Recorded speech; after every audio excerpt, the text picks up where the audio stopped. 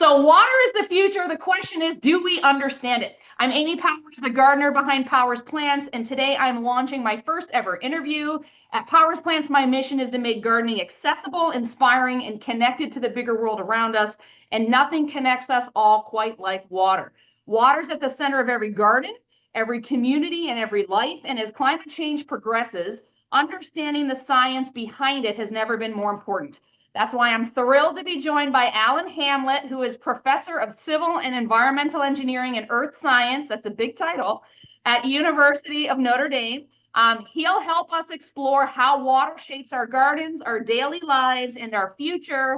So let's dive in. Professor Hamlet, welcome. Could you give my audience a quick overview of who you are and the kind of work that you do?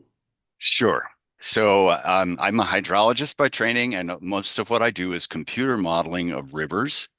And that allows us to do a number of things. For example, we might be able to project the changes of a river's flow and the timing of it seasonally as a function of climate change scenarios. So climate models tell us about temperature and precipitation, so rain and snow. And if those things change, then what we want to know is what will happen to the river and those who depend on it. Mhm. So those are the kinds of research questions that I work on with my students. I teach hydrology classes. So I teach surface water and groundwater class, and I also have a graduate class that we in water resources management. Okay. All right. So I that's an look overview of. Well, I also I did a lot of Google searching on you, and of course, I come to the Google Scholars page, and I saw a lot of snowpack research published by you. I saw a Yes. lot of Okay. the rivers, but multiple river basins that you've been published on, and also salmon habitat and how Yeah. stream and flow and water is affecting all of that. And of course, I met you because my son Carter is one of your students. And last year, I was introduced to you at Junior Parents Weekend at Notre Dame, and Yes. I immediately started peppering you with questions, and you were very gracious to answer them all. So thank you. And that is really what got the wheels turning on. Like, I don't have. I have a chemistry degree. I study science, and my son is an environmental engineering student. We talk about this stuff all the time. I'm well read. I make gardening content, and I don't know really what an aquifer is. I don't know about watersheds. I don't know the difference between surface water and groundwater. So I thought if I don't know, other people probably don't know too. And as I surveyed my followers, many of them told me, yes, please get us some education around this topic. So before we get into how climate change is affecting water on the planet, I think many of us don't have that solid understanding of where our drinking water comes from. So if you could kind of start with an overview of just water, and I'm assuming we're talking fresh water, right? Drinking water, irrigation water that humans need and use in our day-to-day lives. Where does it come from? Okay. Very good. All right. Yes. So to start at the large scale, there's the global water cycle. So we have precipitation that occurs over land is ultimately people kind of think of that as the source of water that humans use. Yeah. All right, but where does the precipitation come from? Right. It comes from the evaporation of water from the ocean. And so the ocean covers, around 70% of the area of the globe. And so there's a huge area and it takes a lot of energy to evaporate water, and that energy comes from the sun. So at one level, our water cycles are this solar powered system that evaporates water from the ocean. All Yep. right, so it took a long time for hydrologists, centuries to understand that just that component of things. Evaporation is very tricky because you can't really see it. It is, and it's difficult to measure. So, So although now it's we're interesting. talking about water comes off the ocean, gets heated up, it evaporates up into the atmosphere, clouds, and comes back Uh, down as rain. So that's kind of the global Yes, cycle of water. Okay, got it. right. And so some of that water, some of the water that evaporates from the ocean just Yep. rains back into the ocean. Right. Not all of it. So when the water evaporates up, it's no salt in that water. It's the That's right. H2O only. The salt stays, and now we've got fresh water that came out of the ocean. All right, it's exactly. So this is just Okay. like distilling water, right? If you boil the water, the contaminants stay in the water, and Yeah. the steam that comes off Uh, is fresh, right? okay. So it's kind of like a giant solar powered still, if you will, Ah, right? And so some of the total that comes over off of the ocean goes over land. And as you say, it rises up and cools off and condenses yeah. under certain circumstances, and then it rains, or if it's cold enough, it will snow. And it turns out that snow and rain are have very different effects on river flow, for example. So you mentioned some of the work that we did studying mountain snowpack in the Pacific Yes. Northwest. Yes. All right, so the reason that's important is snow collects in the cool season and melts in the warm season. Right. So it's essentially is a transfer mechanism. It collects water in the winter and then delivers it in the summer. So Ah, you can imagine for irrigation for crops, that's really valuable. It's like a natural reservoir. yeah. Water Uh, storage. It's water storage via snow. And so And does it and also, when it does deliver that water, does it come slowly? yes, it, Right, it like typically as things kind does. of warm in March, April, things start to more slowly melt and deliver Yeah. that water into the It system. tends to be a little more controlled. I mean, if you Yeah, have a precipitation event, like if you have a thunderstorm, you can have 2 inches of water in 20 minutes. right, And snow doesn't melt that fast. It takes too much right. energy to melt the Okay, snow. And so the Midwest also has a lot of snow in the winter, of course, especially in the northern parts of the domain. And so it's not just mountain environments, it's also places that just have a cold winter. right. Okay. All right. So the precipitation that we had. So, like, if I asked how much precipitation does your state get on average, would you know the answer? No, not a clue. I think most people are the same. All No, right. no idea. So, if I asked how big your gas tank was on your car, would you know? No, No, okay, no. Most people would say yes, yeah, or I mean, they'd have something that was in the ballpark. yeah, Maybe yeah, they yeah, yeah. say Sure. 12 gallons or something, right? Yeah, yeah. Okay, my point is that we often know less about water because it's ubiquitous in the environment. It's That's right. everywhere. That's right. And there are people and engineers working behind the scenes where they really prefer to be who are making sure that we just have seamless availability of water here in the Yeah, US. They yeah. don't want anybody to say, "Oh, we ran out of water." Right, They work really hard and they don't want to be visible. They want to be right. not because they're trying to hide something. They just don't want anyone to be paying attention to them. They just want the water to be there all Well, the because it time. means their job is they're doing their job, right? Is you shouldn't Yes, have to and they know who want they their are. job to be they want to do their job so well that nobody even notices them.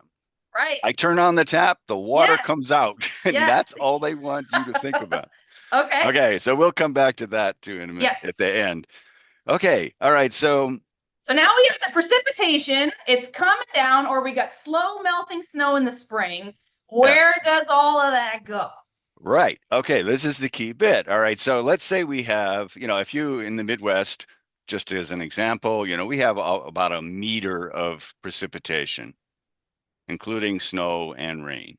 Oh, So if wow. you melt the snow, Yeah. you can think of that as snow water equivalent. That's what Right. Okay. scientists call it.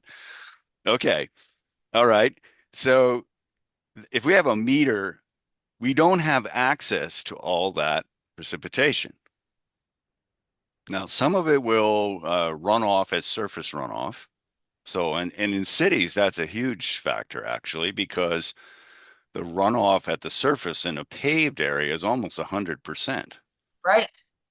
So that will not, in that case, not very much will go into the ground. All right. In other areas, we will have infiltration or the precipitation going into the ground, Right. and that then is taken up by plant roots. Yep. But some of it and it varies depending on a lot of different factors, but some of it will go way down until it hits the stored water in the aquifer. Okay. And so we often refer to the height of this water layer as the Mhm. water table. You've probably heard Yes. that term Yes, before. I have. Yes, yes, yes. Okay, that's the boundary between the unsaturated soil above the aquifer and the saturated soil below. So the water table is the top of the Yeah. saturated layer. All Oh, right, that's so okay. That's the height. We talk about the height of the water table. yeah, so I tease my students that even a 3-year-old already knows all about this, right? So, which really makes them mad. But it's true that we have very strong experience. All of us, I think, have been to the beach, right? Yes. So if you start digging down in the sand at the Yep. beach, close to the water's edge, right, first you'll have like kind of dry soil up at the top. Yeah. And that's because it's in contact with the atmosphere and it evaporates really easily. And as you keep going down, it gets wet, but it's not really saturated. Like if you pick up a handful of it, Yes. nothing drains out the bottom, does it? Yes. Clumpy, a little sticky together, but It's it's it's not. moist, but it's Yeah. not really saturated, and it That's doesn't okay. Yep. drip out the bottom. All Right. right. So that's kind of what the middle soil layers look like in general. Hmm. Okay. And if you keep on digging, what do you hit? A puddle eventually. It comes up, that's the height of the water table. Okay. Got it. Does it make sense? All right. Yes. Yes. So Yes. Yes. that's very common. So drier soils at the top where the rooting zone is, moderately moist soil in the middle. That's sometimes called the vadose zone. And Okay. then the saturated layer is down below, and the water table is the top Okay. of the saturated layer. And so that Okay, so that moves and shifts with how much water we have in the system. Is that true? right. So for example, we have really wet conditions for 2 weeks. Maybe it would be nearly saturated all the way up to the top, and the water Right. table would rise. Right. So in extreme storms, we will see that. The water Right. table is really high, and there's ponding everywhere. Yes. And The so, swales in between the houses are squishy, and you can see puddling for a day or two. Yeah. yes, yes. Okay. So that's the water table. Sometimes that's the water table coming up. So in, Okay. in 2018, my basement got more than 500 gallons an hour of groundwater coming into it. So this can be a lot of water and Yeah. can be a Sounds like a lot of water. big problem for people with finished basements or even unfinished basements. Mine is Right. Right. unfinished. Right. Okay. So what Okay, all right. aquifer So then? We've used this aquifer word. What? I don't know what that is. okay, good. All right. So aquifer refers to the usually refers to the saturated part of the soil below the water table. And um it's soil and other geological deposits could be like cracked rock or something like that, but in general soil Yeah. that is saturated and it has water that can be extracted. For example, if you pump the water out Yeah. via a well. That's one way that, and so the aquifer refers to the stored water and the porous medium that it's stored in. And it's under that level, that water table level. So Yeah. do all of us have an aquifer? Yeah, I Y'all think are it, on an aquifer? I think, often when we talk about an aquifer, we're talking about one specific connected layer of dirt, if you will, that's Yeah. saturated. So it has size. It's analogous to a river basin. It has an area But it's and it underground. and it's underground. So many people envision groundwater kind of like a lake underneath the ground, right? Okay. That's the Okay. first thing you would think, right? Right. And in But it's not a some, big cavern with water in it. It's all mixed in this geological layers of soil and rock. And so, yeah. Okay. Okay. it mostly looks like wet dirt. Okay. That's Okay. what it looks like underneath the ground. If you were under there, you would see just fully saturated. The pores between the particle of dirt, those are filled with water and Okay. it's fully saturated, meaning all the space in between is filled up with water. And it's fresh water. Yeah, it can be fresh water, although it can be salty too. There are salt aquifers, but let's focus on the fresh ones. Okay. And then when I hear about the Ogallala, if I'm pronouncing that correct, this Yeah, big the Ogallala. aquifer, mostly in Kansas and some other states. Yes. So that's where drills are drilled down. How far down deeply are we digging drill It wells? can be very deep or really shallow. I mean, and it All depends different. completely on the situation. Okay. Like in Florida, the groundwater is often less than a meter below the surface. Oh. And that And implies that so there's some salt water there. Is it's there? very Because it's so, subject. Yeah, sometimes there's saltwater intrusion problems. All yeah. right, so Okay. we'll come to that. Okay. Okay. Okay. Okay, And so we yeah. have the water that comes down from the surface, Yeah. from the precipitation. We call that recharge. Because that's the water that's being supplied to the aquifer. Okay. And people and plants, so trees might have a tap root that go way down below the water table for, Mm-hmm. during droughts, they will use that water. People have crops near the surface that they might pump the water out of a well. Mm. So to get to the water, we have to actually put a pipe down there. Yeah. And the pipe has basically screens on the side of it and lets the water come in. And then there's a pump in that in the pipe that takes the water up to the surface. Okay. And is that drinkable water? Sometimes, yes, and often groundwater is pretty clean. It's kind of been filtered as it goes through the soil layers down Yes. to the aquifer. Okay. But there are there are a lot of things in groundwater that you don't want to drink too, and so contamination is becoming increasingly important, unfortunately. Right. Because Carter was telling me you guys studied some Granger, Indiana area with the amount of Yeah. septic, which is the Yes. sewer water, and how much well and how much space and filtration has to happen in order for all of that to be clean. Right. You don't want to have density of septic systems. You don't want to have too many of them for each well that you're pumping out, Right.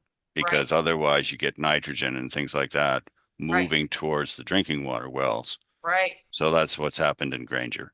Okay. And so we've got water evaporating out of the ocean. It goes up, it falls back down over land as precipitation. Some of it, yes. Some of it does. It will recharge The aquifer groundwater and some of it, and and aquifer. All of right. that And can be so, recharged to some degree. yes, there will be some recharge depending on, and that mostly occurs in the winter time, Yeah. because in the summertime, the plants are transpiring and pulling water out of the soil, and Right. almost all of the water that infiltrates from the top as precipitation doesn't get past the rooted layer in the summer. Okay. So that So it's mostly really happens in the the winter that winter. matters for recharging the aquifer.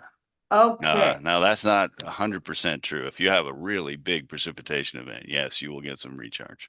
So in Okay. 2016, we had 8 inches of rain in one day, and we got recharge on that day. Oh, wow. So yes, Wow. a lot of recharge. Okay. And then probably quickly here, I won't take too much time on it, but Great Lakes water. Yes. Now, I Okay. read somewhere a scientist had posted online, and again, I just want to verify if it's true, that this was like a gift from the Ice Age or something, that this was water that was deposited here thousands of years ago. Yes, and And it a very, is. very small percentage of it actually gets recharged. Yes, there's there used to be huge ice sheets that came down south of the Great Lakes just a little bit, and they carved out the basins that have now store fresh water. And when that ice melted, all of that came in. So now, though, the Great Lakes are kept full, and sometimes too full, Yeah. by rivers, and they are affected by precipitation falling directly on the water surface, Mm. also evaporation from the water surface. They lose water like that, and then from the sides are the rivers are coming in. So all of those rivers ultimately you can think of those as recharged to the Great Lakes. Mm. So there's a glacier component to it. There's the way it works now, and during the wintertime, there's a lot of snow over, particularly the Canadian parts of the basin. Right. So that also plays a role in terms of keeping the water, storing the water that comes in the river as in the winter as snow, and then that ultimately melts in the spring and summer and flows to the Great Lakes. Okay. Now we Okay, have so this. you're alluding to something here that I want to make sure we got. So we've talked a lot about groundwater and how it works, Yes. but there's also surface water. Right. Okay, so when you see the flow in a river, Mhm. that's what we call surface water. Yeah, so the water is right on the surface. You can look at it, you can measure it, you can touch it, Mhm. Okay. So this Yeah. is very different than groundwater, right? Groundwater, it's hard to understand what's going on. It's below the surface. It's not easy to see the flow, if any. And we often have to use different techniques, mathematical techniques, to back out what the flow is. We can't easily measure it. Right.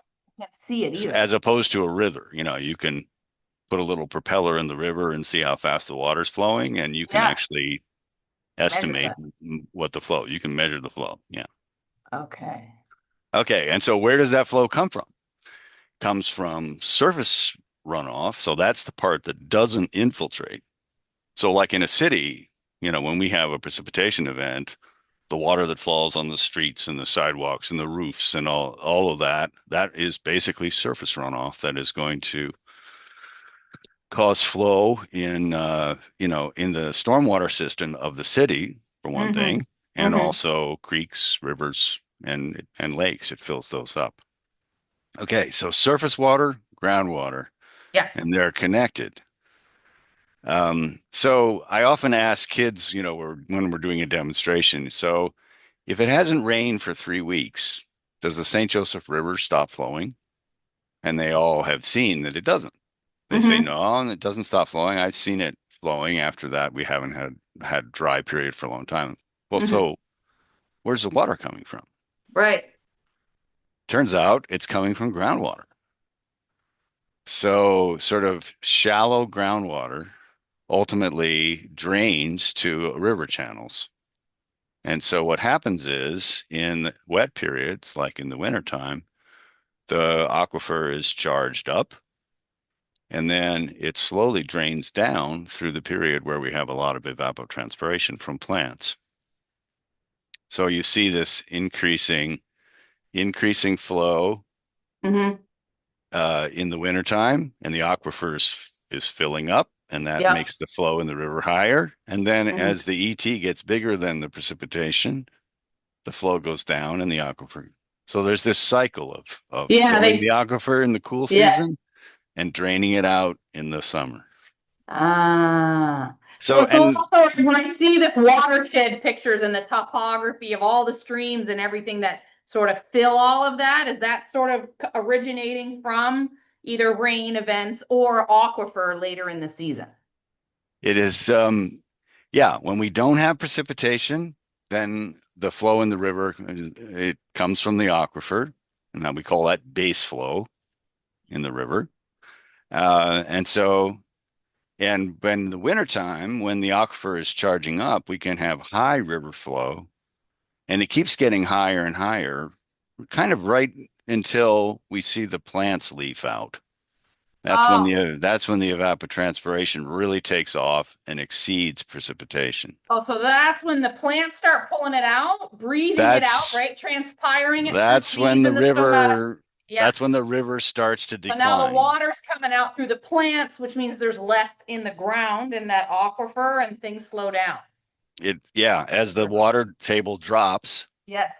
it will So then I didn't realize we go through this cycle really every yeah. year, up and So down, and every year, for example, our river here in South Bend, the St. Joseph increases, the flow increases steadily through the cool season when we have, more precip than evapotranspiration. And then starting around May, it declines, and it right around this time of year is the lowest soil moisture and the lowest base flow in the rivers. so you say evapotranspiration. That is evaporation from heat out of the ground and transpiration from plants. So that combined, is Yes. that what that word means? Yes, evapotranspiration. That's right. So like you could have evaporation from bare soil or transpiration from plants, and that's the combination of those two things. Okay. All So right. Now, plants also evaporate a lot of water from their leaves. So when right. it, That's right. that another 3-year-old thing, right?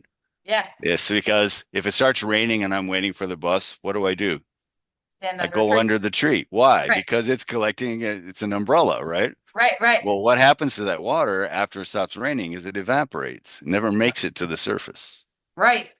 So that's so-called canopy interception. A tree canopy. Yes. Okay. So that's another loss on the precipitation that comes, right? So A lot of you can think factors. of the precipitation over land. That's the total water we have to work with. And it Right. gets divided up into all these little pots, Okay. some of which we never see again, like canopy interception, gone, right? Right. Transpiration from plants. Thank Okay. you for the education. Mhm. So, of this water that we have to work with on the land, over the land, in the land, where does that water get consumed in the United States? Okay. Well, one huge way it is consumed is by irrigating crops. Yes. And that's the number one way, right? Agriculture. Yes, it depends on where you are, Okay. how much you need to irrigate. Some places really don't need irrigation. All Right. right. So, but where you do, it's a lot of water. Yes. Okay. So in the Western United States, we have a very dry climate and, irrigation is essential for growing crops. Okay. So you've all heard of the Colorado River Basin and its struggles to supply water to an increasing user community over time. They, Okay. So agriculture is the big one. And then yes. we also have now this messed me up and I had to call Carter last night. So thermoelectric cooling. So in Yeah, Halifax, where I'm from in Nova Scotia, across the harbor were these big red and white. I thought they were smokestacks, but they are steam. right. They're And cooling towers. Yeah. I thought, oh, that was a whole separate power supply for the grid. And Carter says, like, no, no, no, no, no. Whether it's coal being burned, wood being burned, nuclear, natural gas, those reactions create heat. That's why it's called thermo, right? So the heat then is used in the power plant to heat up huge vats of water to boiling for steam to come off, which spins the turbine, which Yeah. creates the electricity that gets sent to the grid. So I had no idea until like about 12 hours ago that and water is needed also to cool off that steam. Right. You have to turn it back into water in order for this cycle to work. Okay. And that because water can be pumped efficiently, steam cannot be pumped efficiently. So that's how you win is you create the steam, you use it, and then you turn it into water, and then you pump it back into the boiler, and it's easier to pump it in than to deal with the So that steam. is also this, I think, is So it the it's second essential largest that, consumption of water, fresh water in the United States? okay, yeah. So why does it consume water? That's the key bit. All right. So when we evaporate water, it takes a huge amount of energy. Yes. So if there's no source, it will cool the water when it evaporates. So what you do is you inject water into this and you cool the steam that's coming off from the turbine Yeah. until it condenses. And that consumes a huge amount of energy. And you, unfortunately, because you're evaporating water, you also use water. Right. You see all that. It's not, that's actually not steam, that's water vapor coming off there.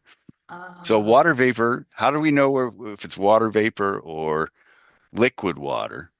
The way you tell is if you can see it, it's liquid water.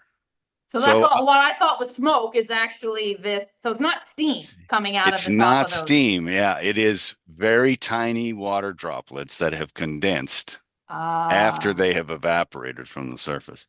uh, So the room, that you're in, the room that I'm in, is filled with water vapor, but we can't see anything. right. But when we look up in the sky and we see a cloud, that it looks white, right? Right. Those are little tiny water droplets. Those are liquid water, not vapor. Oh, just teeny amounts of it. that it together can, condense into this thing you can see. yes, yes, and it reflects light in a way that we can see nicely, right? Okay, Whereas water vapor is looks completely transparent to us. right. Okay, so we have the basics now. I I feel think pretty so. good. We're using a lot of our water for crops, which we could have a whole conversation about the crops and what they're being used for. And then we also have this heating and cooling that needs to happen in order to generate the electricity on all of our grids, no matter Okay. what, right? That's right. And there's two types of cooling. There's once through cooling where you pump the river water in and then you cool it, you cool the steam down. That warms up the water and you inject it back into the river. Those are Okay. generally not made anymore though because they have harmful ecosystem effects. They warm up the river too much. Yeah, because when the water comes out of, so any, whether it's a data center that needs to be cooled or these power plants, the water comes in a cool temperature and then it heats up, right? We want it to absorb the heat. So now the water is Yeah. hot. In general, that's right. Okay, so the cooling centers typically go the way that you said though. We take water in at Mhm. some, usually groundwater is around 50 degrees Fahrenheit, 10 Okay. degrees Celsius. And then it will be warmed up by the process that cools off uh, and then you can either just release that to a stream or inject it back into the groundwater, whatever, But it's however you hot do. water, It's warm. not necessarily hot, but it's warmer, Yeah. warmer than it started out. Okay. Because I'm just Yeah, envisioning these data centers pumping it in, cooling off a server, which means the right. water has now absorbed the heat from the servers and is now coming out of that system warmer than it was when we took it out of the lake. And the way they actually do it is they use it as a geothermal heat pump, and you can get these for your house too. Where you pump the groundwater out, Hmm. and then you put that on the condenser of your air conditioner, and that's sort of like having 50-degree air. It Mm. makes the air conditioning really super efficient. And so and in the wintertime, you do the opposite. You have this 50-degree water and you're going to cool it off, making the house warmer. So you can, this is a, you can look up geothermal heat pumps and Nice. yeah, yeah, they really improve the efficiency of particularly air conditioning systems. My Mm. sister has one of these on her house. So they're readily available. It's not a not Okay. this is existing technology. Okay, so let's get into the climate change part of it. Okay. So that's it for part one of my conversation with Professor Alan Hamlet. Part two drops in just a couple of days, so make sure you're subscribed so you don't miss it. And I've got more expert interviews coming soon. Remember, at Powers Plants, this is where we want to grow smarter.